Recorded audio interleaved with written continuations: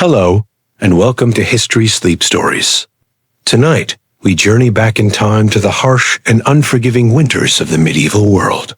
Imagine the frost creeping over fields, rivers frozen solid, and cottages where entire families huddled together around a smoky hearth, fighting to keep the cold at bay. For peasants, the vast majority of people in medieval Europe, winter was not merely a season. It was a test of survival, a time when hunger, sickness, and death pressed hardest against the walls of their fragile lives. Let us step into their world. The medieval year was divided by the cycle of seasons, and none carried more dread than winter. From November through March, fields that once teemed with grain lay barren beneath snow or hardened frost.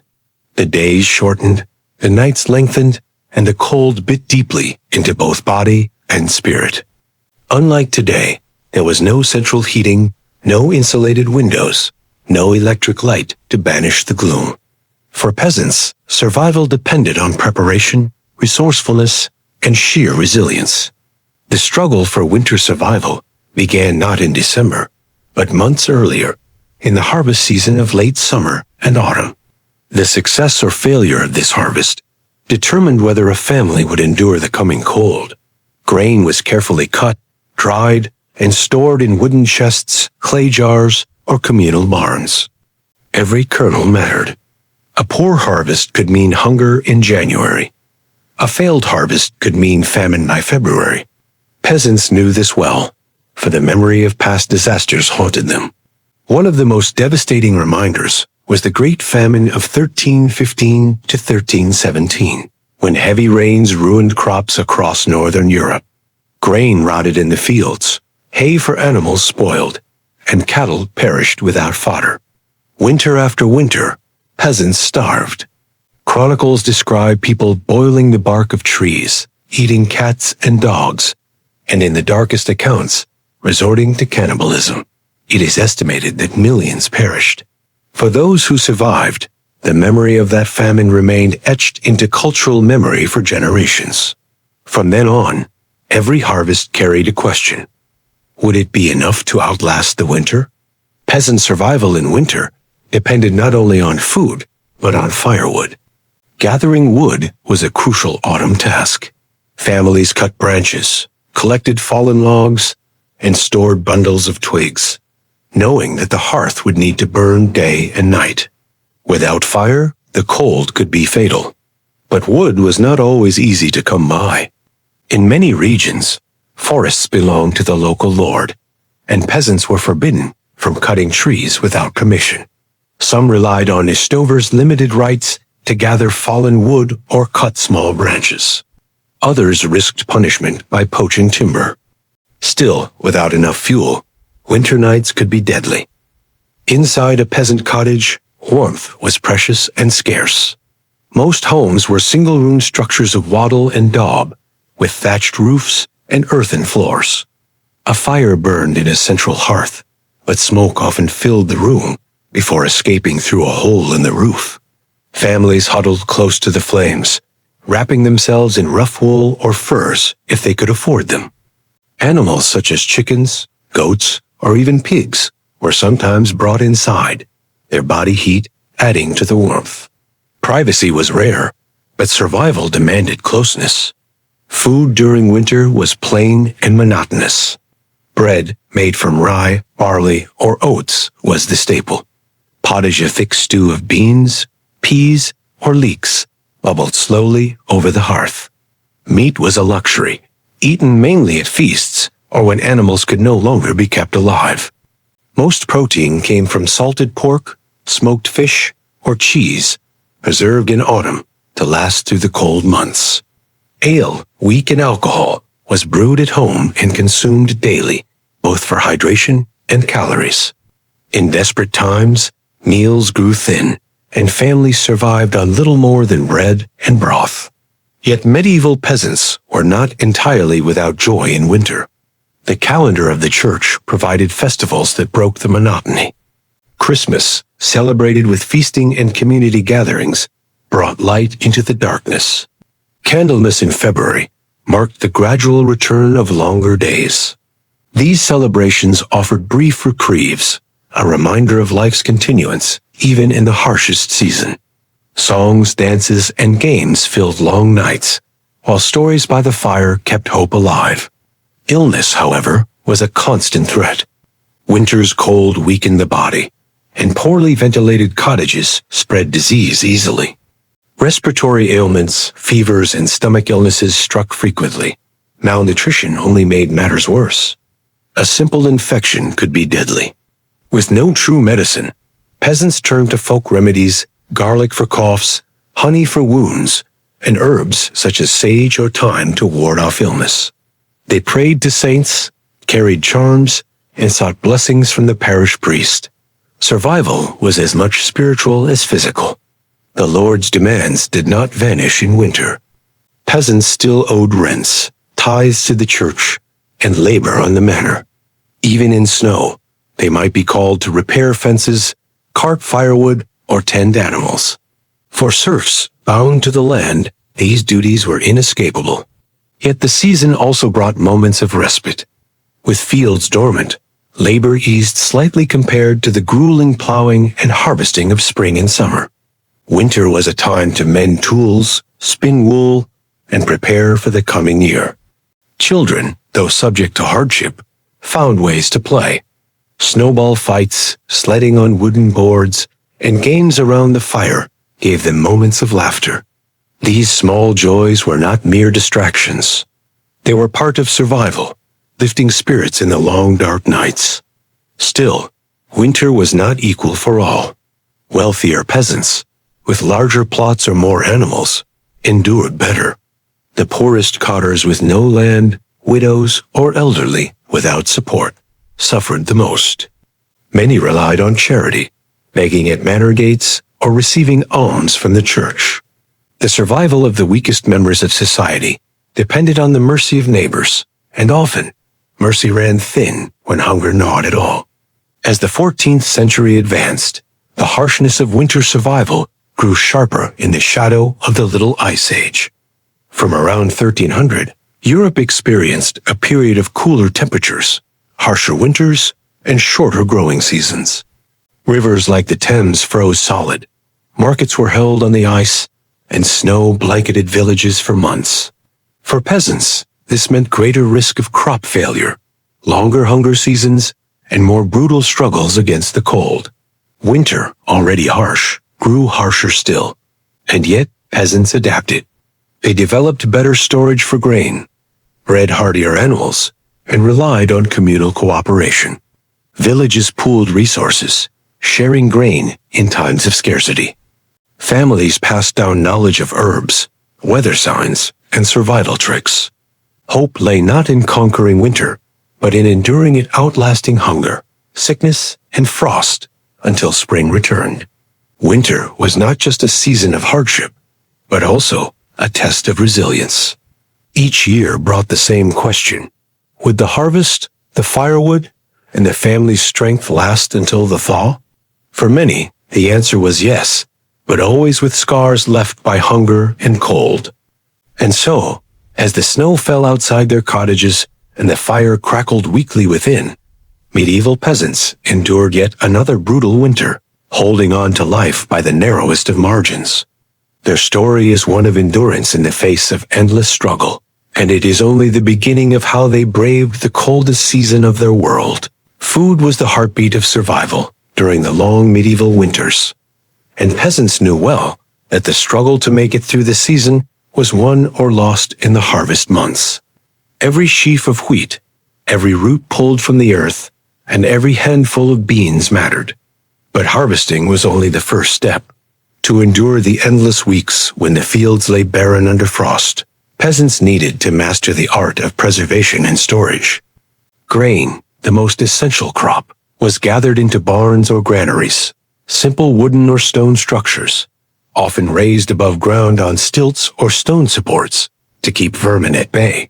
Rats and mice were the great enemies of winter food stores, and entire families would take turns checking the granaries, patching up holes, and setting crude traps. In some regions, earthen pits lined with straw were dug, into which surplus grain could be poured and sealed with clay. This airtight method could preserve cereals for months, sometimes even years, though it carried the constant risk of spoilage. A failed granary could mean starvation for an entire village. Roots and hardy vegetables like turnips, onions, and parsnips were stored in cellars or buried deep in pits, layered with straw and soil. These root cellars, often dug directly into the ground beneath a peasant's house, became cold, damp caverns of life-saving supplies. The vegetables softened and shriveled with time, but they remained edible, giving peasants a steady, if monotonous diet until spring returned.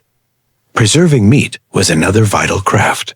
Fresh meat was rare for most peasants, especially in winter, since animals were too valuable alive. But in late autumn, when it was impractical to feed all the livestock through the barren months, many families and lords organized what was called the Martinmas slaughter, named after the Feast of St. Martin on November 11th. Animals that could not be overwintered pigs, cattle, and sheep were slaughtered, their meat salted, dried, or smoked for the cold months ahead. Salting was labor-intensive, requiring precious salt that had to be bought or traded for, but it could preserve meat for weeks or months. Smoking, done over low fires in special huts, or even inside chimneys, lent a distinct flavor and longevity to cuts of pork and beef. These smoked meats, along with sausages, hams, and salted fish, became winter luxuries for peasants fortunate enough to have them. Cheese and butter, too, were winter staples. Milk from cows and goats dwindled in the freezing months, so peasants turned to preservation. Soft cheeses were consumed quickly, but hard cheeses could last through winter, growing stronger in flavor as they aged. Butter, salted heavily, was stored in earthenware jars or wooden tubs. These dairy products were precious sources of fat, essential for energy and warmth during the coldest days. Even drink was stored with care. Ale, brewed in autumn, filled barrels stacked in the corners of cottages or stored in cellars, offering both nourishment and a safer alternative to potentially tainted water. Mead, made from honey, and weak wines in certain regions provided variety. Though peasants did not live in constant drunkenness, as some legends suggest, these drinks offered vital calories and comfort when food supplies thinned. Yet food and drink alone were not enough to guarantee survival. Animals, both livestock and working beasts, were crucial allies in weathering the brutal winters. Cows, sheep, and goats not only provided food, but also warmth. Peasant cottages, known as crockhouses or longhouses in many parts of Europe, were often built so that animals shared the same living space as the family. Humans lived at one end, animals at the other, separated only by a partition or low wall. The heat from oxen, cows, and sheep mingled with the smoke of the hearth, raising the temperature of the home just enough to make survival possible. To modern eyes, it might seem unsanitary, but to medieval peasants, the shared space was practical. And in the dark, freezing nights, the presence of livestock was a blessing. Horses and oxen were too valuable to lose, for they were the engines of medieval agriculture. Feeding them through winter was a challenge, and hayfields cut in summer determined whether a peasant household could keep its beasts alive.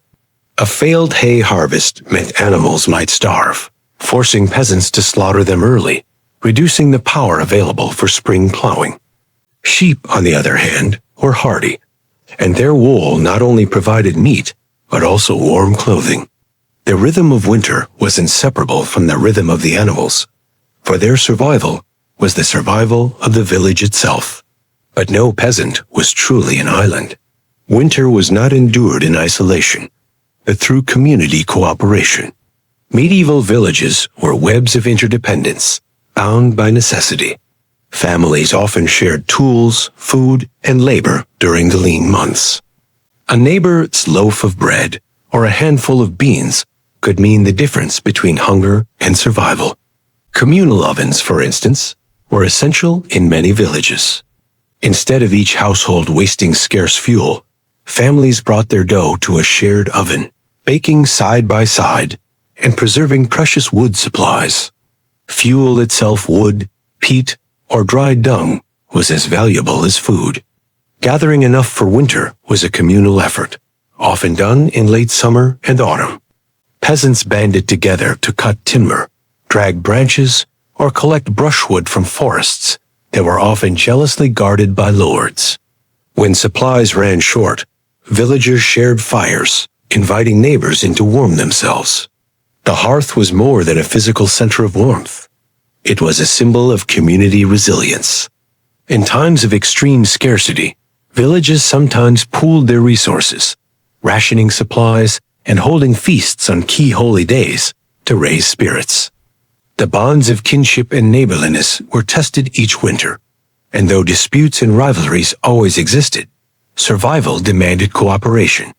A selfish household might hoard food, but famine and cold punished isolation. In medieval Europe, it was said that the village either endured together or perished together. Overlaying all of these practical measures was the deep influence of religious rituals and beliefs. Winter was not only a physical trial, but a spiritual one. The church loomed large in peasant life, and its calendar gave meaning to the long, dark season. Advent, beginning in late November, prepared hearts and minds for Christmas, a day of feasting, joy, and communal celebration, even in the bleak midwinter. Candlemas, in early February, marked a turning point, as peasants brought candles to church to be blessed, a ritual symbolizing light's triumph over darkness. These rituals brought more than comfort. They reinforced social bonds and offered hope. In the endless dark nights, when wolves prowled the edges of fields and hunger gnawed at bellies, faith was a shield. Peasants believed that suffering was both a trial and a pathway to divine mercy. The ringing of church bells, the chanting of hymns, and the lighting of candles turned the harsh winter into a spiritual journey. Superstitions also shaped behavior. Some peasants believed evil spirits were more active in the long nights of winter and hung charms above doors to ward them off. Others saw omens in the weather, predicting spring's arrival by watching animal behavior or the way smoke rose from chimneys.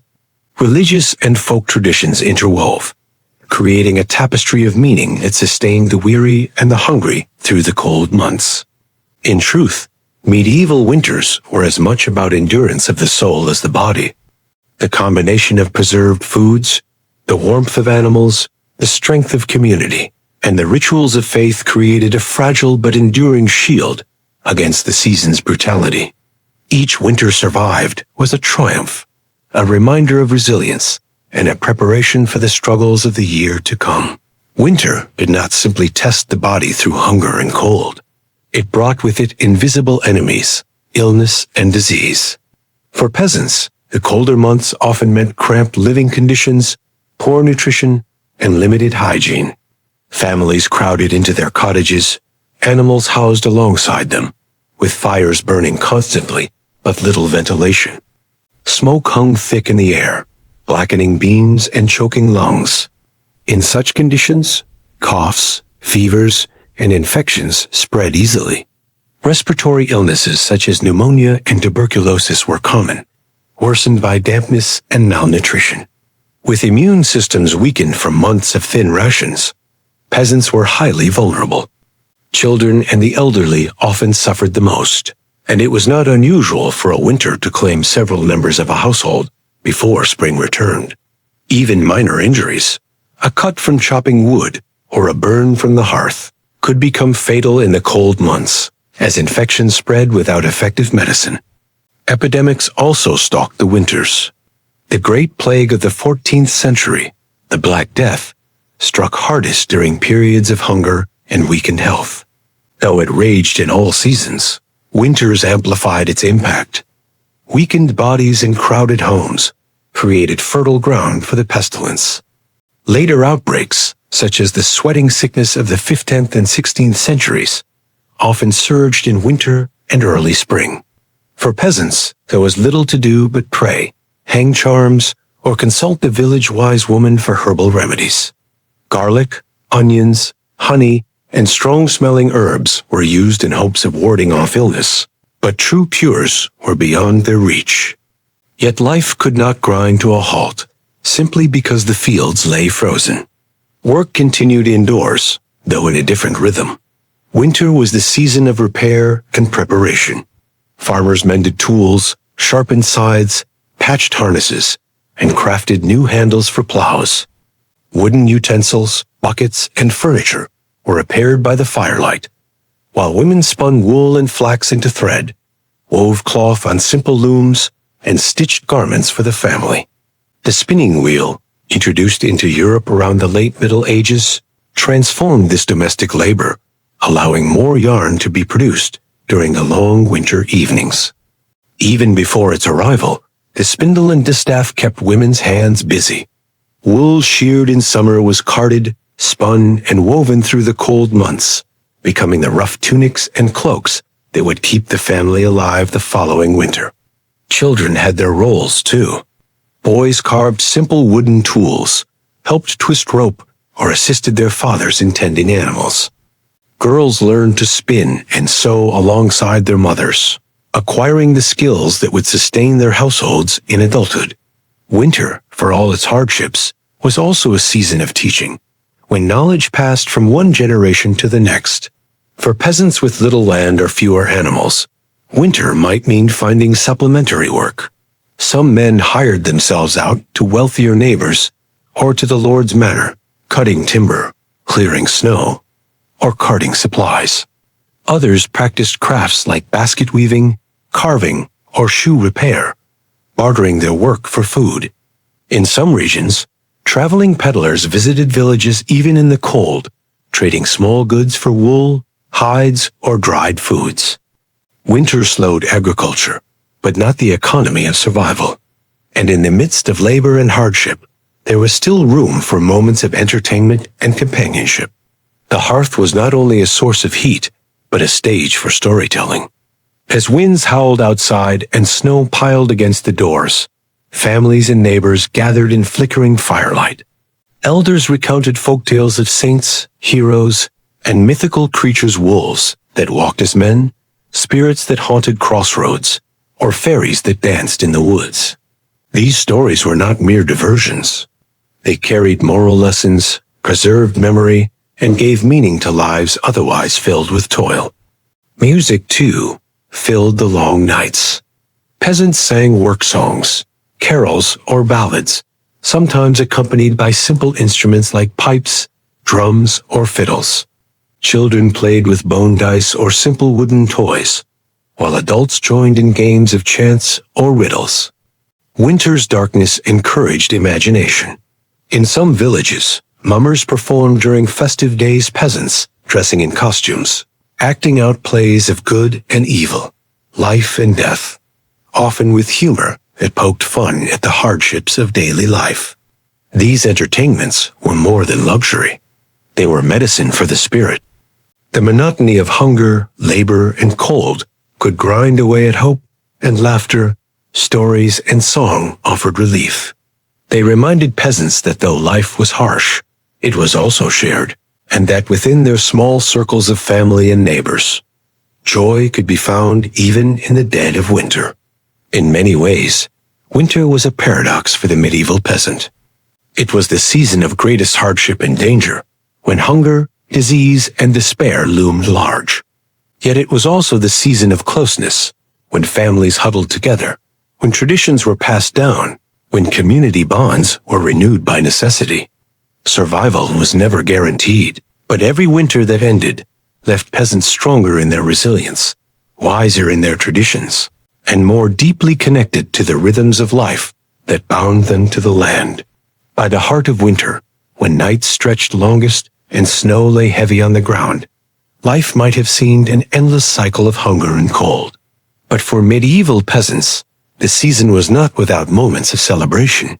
In fact, some of the greatest feasts and festivals of the year fell precisely during the darkest days. These occasions did not erase hardship, but they gave meaning to endurance, weaving joy into the very fabric of survival. Christmas, or Christ's Mass, was the centerpiece of the winter calendar.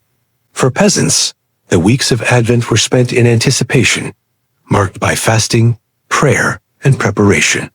When Christmas Day arrived, even the poorest households sought to mark it with something special. A small piece of salted pork, an extra loaf of bread, or a shared pot of ale became a feast. Lords often distributed alms or hosted communal meals for their tenants, partly out of religious duty and partly to reinforce bonds of loyalty. The church, lit with candles against the darkness, became a place of warmth, song, and communal joy. In some villages, carols were sung door to door, and plays of the Nativity were performed in simple yet moving fashion. Not long after came the Feast of Epiphany in January, and then Candlemas in early February. Candlemas was especially meaningful, a festival of light when peasants carried candles to church to be blessed, symbols of divine protection through the last stretch of winter's cold. These rituals offered reassurance that spring would return, that the darkness would not last forever. Carnival, too, appeared in some regions toward the end of winter, just before Lent began. Though more prominent in towns and cities, even villages took part in their own modest way. Masks, songs, and plays turned the world upside down for a day, allowing laughter to break through the grimness of hunger and frost. For peasants, these holy days and festivals were not luxuries, they were lifelines. They reminded them that hardship was shared, that joy was possible, and that survival was worth the struggle. Yet beyond formal festivals, the approach of spring carried its own set of rituals and hopes. By late February and early March, peasants began to watch the land with nervous eyes. The storehouses were often nearly empty, food rations shrinking to their smallest portions. This time of year was known in some places as the hungry gap, when the old harvest was gone and the new growth had yet to appear. It was the most dangerous season of all, a time when famine loomed largest. To endure, peasants placed hope in omens and signs of the natural world. The first shoots of green, the thawing of rivers, the return of birds, all were watched with keen attention. Superstitions ran deep. Some believed that the way smoke curled from chimneys foretold the weather, or that the behavior of animals revealed whether spring would be mild or harsh. Rituals of blessing were performed in the fields, sometimes by priests, sometimes by peasants themselves, who scattered holy water or herbs to encourage fertility in the soil. These acts were as much psychological as spiritual, easing fears and offering the promise of renewal. Spring meant more than food, it meant life. Surviving winter was not only a matter of endurance, but of identity. Each year tested the community's resilience, and each survival reinforced a sense of belonging to something greater than oneself. The shared struggles of gathering wood, rationing bread, telling stories by the fire, and praying together in church created bonds that tied villagers more tightly than law or lord ever could. Winter survival also shaped peasant spirituality. The rhythm of hardship and relief mirrored the rhythm of sin and salvation preached by the church. Just as darkness gave way to light, suffering gave way to joy, and death gave way to resurrection. In this way, the physical experience of winter reinforced the spiritual worldview of medieval society. For peasants, who had so little control over their fate, this worldview offered meaning and hope. By the time spring finally arrived, when frost melted from the fields and the first plows cut into the softened soil, the joy was indescribable. Work returned with exhausting intensity, but it was work that carried the promise of full bellies and a fresh cycle of life. Children ran barefoot again, animals grazed on green pastures, and villages emerged from their smoky cottages to greet the world reborn. And so it was year after year, century after century. Winters were endured, survived, and remembered. They left scars, use on bodies, on families, on entire villages. But they also left strength. The medieval peasants' endurance through the brutal cold was not merely survival. It was a testament to resilience, cooperation, and faith. Without that endurance, Europe's fields would never have been tilled, its towns never supplied, its history never written. The story of how peasants survived brutal winters is not one of luxury or comfort, but one of human persistence against the harshest odds. In the smoke-filled cottages, in the laughter shared around fires, in the prayers whispered on frozen mornings, we see the quiet courage of people whose lives were fragile, but whose will to endure was unbreakable.